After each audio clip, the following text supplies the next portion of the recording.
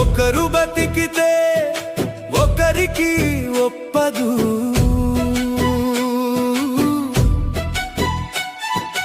ఒకరు బాగుంటే ఒకరికి నచ్చదు. పైకి ఎదిగితే అణగతొక్కాలని చూస్తారు, కింద పడిపోతే ఆనందించాలని ఉంటారు.